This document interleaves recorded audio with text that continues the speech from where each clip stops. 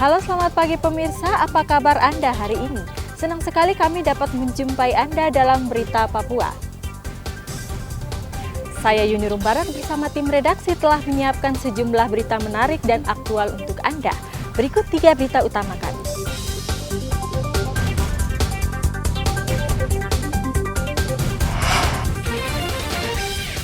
Ruang instalasi gawat darurat Rumah Sakit Umum Daerah AB Pura terbakar.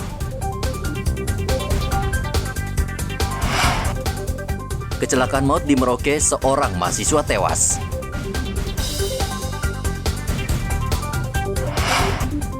Membantu mendanai kelompok kriminal bersenjata, Kepala Distrik Kenyam diringkus polisi.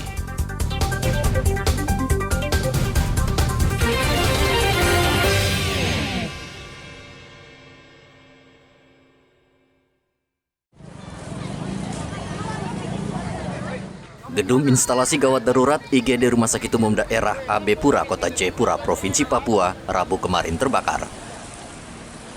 Api melahap sebagian lantai 2 gedung yang menyimpan logistik. Kebakaran di rumah sakit ini menimbulkan kepanikan. Pasien yang sedang dirawat terpaksa dilarikan ke halaman rumah sakit. Dalam kebakaran ini ada 2 pasien yang sedang kritis akhirnya meninggal dunia dan jenazah sudah diambil pihak keluarga. Belum diketahui penyebab kebakaran. Polresta Jayapura Kota saat ini masih menyelidiki kebakaran, namun api diduga berasal dari gudang logistik. Informasi yang ada dari kurang lebih 100 pasien yang bisa dievakuasi ke luar sama rekan-rekan Polri, Polda, Brimob, sama Polresta itu ada kurang lebih 100 pasien. Dari 100 pasien itu ada dua pasien yang meninggal dunia.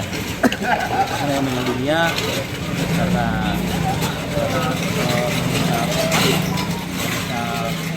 asap kebakaran.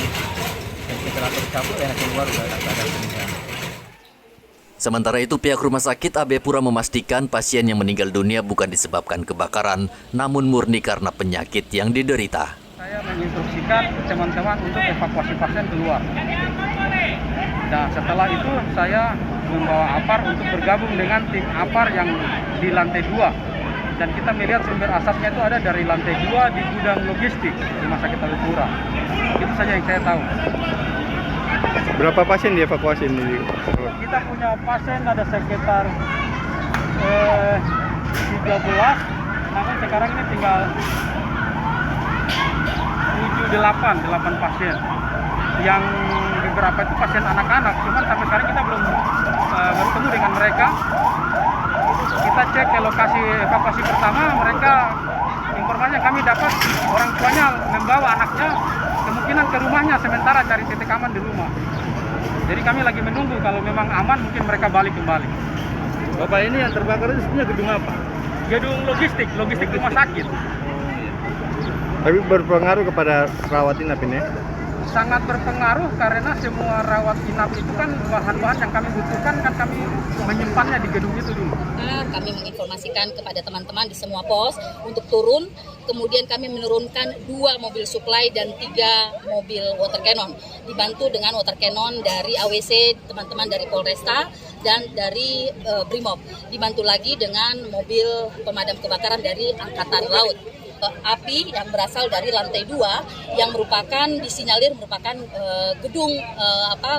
gudang dari tempat penyimpanan barang. Beberapa jam kemudian, api bisa dipadamkan, dipastikan ruang logistik dan ruang perawatan anak-anak tidak bisa digunakan karena terbakar. Dari Kota Jayapura, Papua, Hendra melaporkan.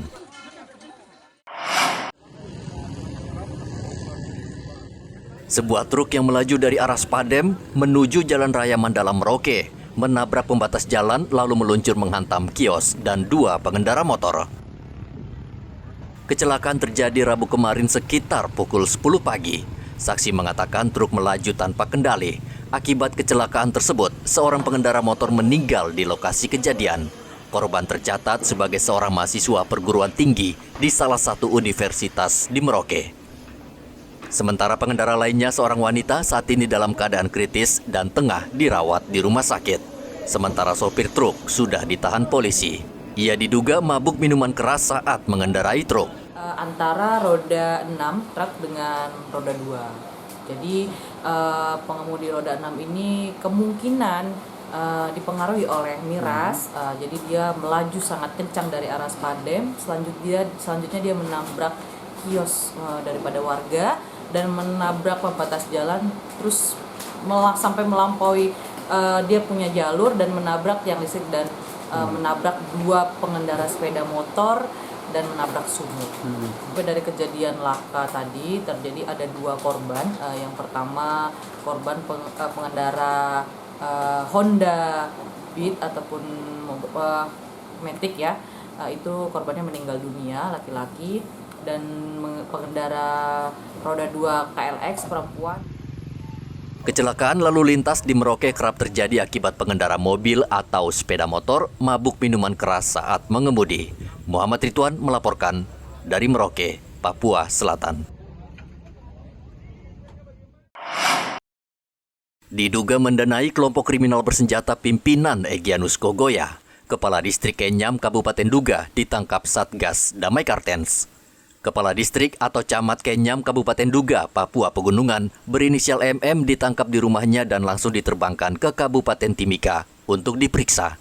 Kasatgas Damai Kartens Kombes Faizal Ramadhani mengatakan, Kepala Distrik dibekuk berdasarkan keterangan seorang kepala desa yang ditangkap beberapa bulan lalu. Kita mengamankan salah satu pejabat daerah yaitu atas nama MM yang merupakan kepala distrik dari Kenyam, di mana yang bersangkutan membantu melakukan bantuan terhadap kelompok KKB dengan sejumlah uang. Hal ini merupakan pengembangan dari kasus Yom Selok Bere, di mana yang bersangkutan memberikan uang sejumlah kurang lebih 30 juta. Kemudian uang tersebut digunakan untuk melakukan pembelian amunisi. Dan hal ini menunjukkan bahwa memang KKB selama ini seperti dugaan dari kami maupun juga pernah disampaikan oleh Bapak Kapolda bahwa kegiatan ini dicurigai didukung oleh beberapa unsur-unsur yang memang berasal dari pemerintah daerah. Dari hasil penyelidikan, Kepala Distrik MM diketahui sudah beberapa kali menyerahkan uang tunai kepada kelompok kriminal bersenjata Egyanus Kogoya untuk membeli peluru serta keperluan logistik lainnya. Tertangkapnya Kepala Distrik ini menjadi bukti bahwa aksi kelompok kriminal bersenjata di Papua turut dibiayai oleh pejabat pemerintah daerah. Arthur melaporkan dari Kota Jayapura, Papua.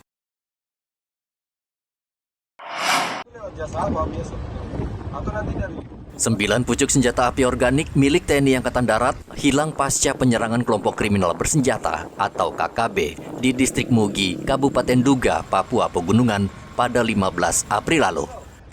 Insiden tersebut dibenarkan Panglima Kodam 17 Cendrawasih Maijen Muhammad Saleh Mustafa.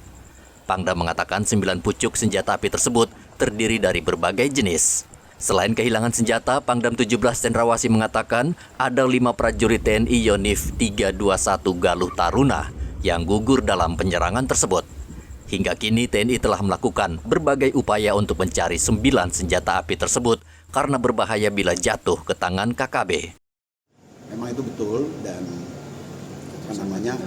kita sedang berupaya untuk melakukan upaya tindakan kalau namanya bersenjata ya kita lakukan dia secara taktik dan teknik dengan menggunakan persenjataan juga. Jadi senjata ya lawan senjata.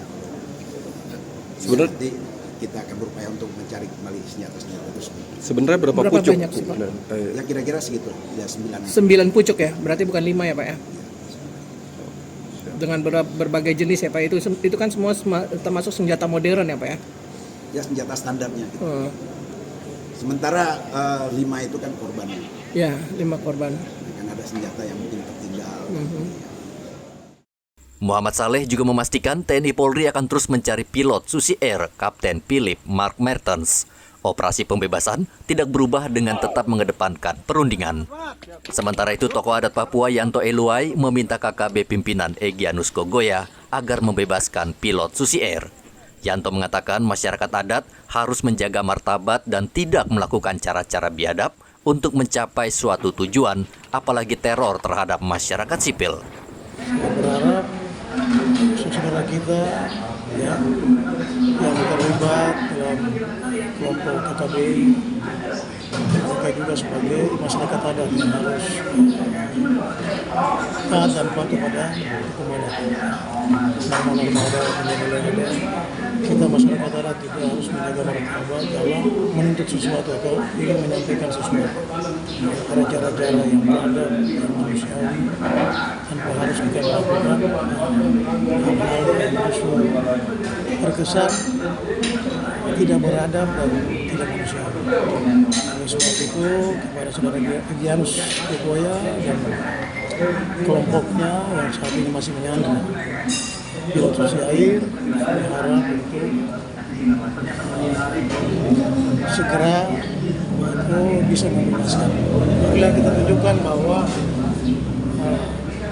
perjuangan ini tetap menjaga nilai-nilai manusia. Saudara bagian daripada yang berbicara tentang menuntut agar aku agar lepaskan. Saya kira ini bukan cara-cara yang baik. 7 Februari lalu, KKB pimpinan Egyanus Kogoya menyandera pilot Susi Air berkebangsaan Selandia Baru, Philip Mark Mertens, yang saat itu baru saja mendaratkan pesawat di distrik Paro, Kabupaten Duga, Provinsi Papua Pegunungan. Hingga saat ini, pilot Susi Air tersebut belum diketahui keberadaannya. Dari kota Jayapura, Papua, Hendra melaporkan.